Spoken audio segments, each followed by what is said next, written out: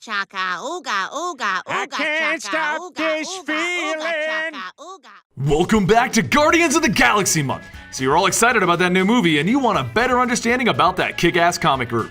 Well, it's time for me to explain the current Guardians of the Galaxy team, their first major story arc, and then all of the rotating teammates of Iron Man, Venom, Captain Marvel, and Angela.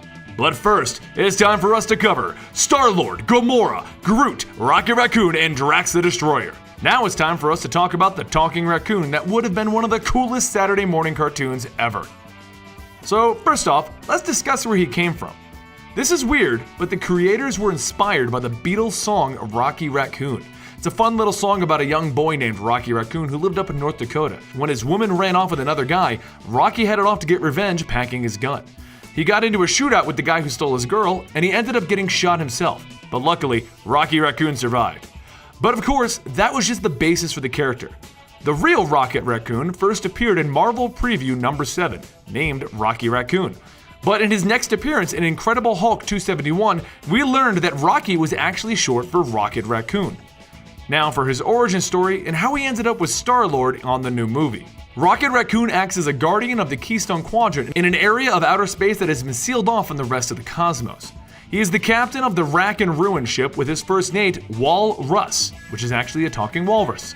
The two of them come from an abandoned colony of mentally ill patients where the animal companions were genetically enhanced to grant them human-level intelligence and give them bipedal construction to allow them to become the caretakers of these mentally ill inmates.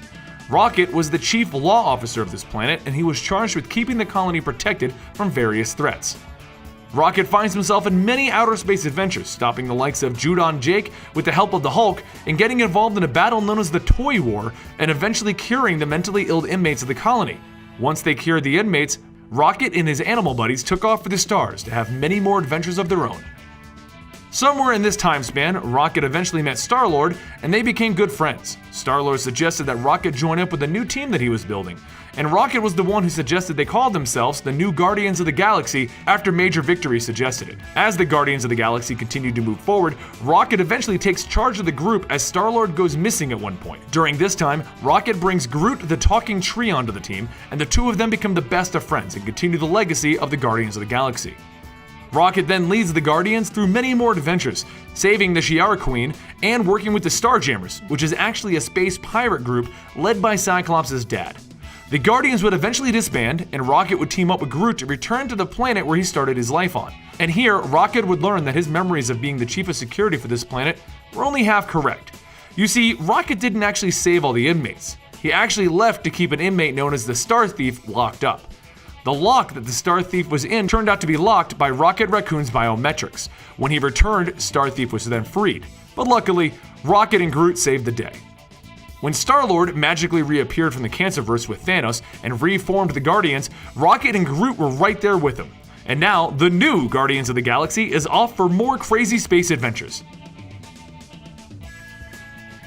Now let's go over Rocket Raccoon's powers.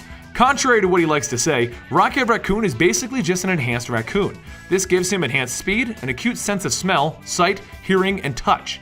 He's also an accomplished starship pilot, expert marksman, and he carries 2 laser pistols with him at all times. He's also a master military tactician and leader, which helps him run things when Star-Lord vanishes on his own crazy adventures.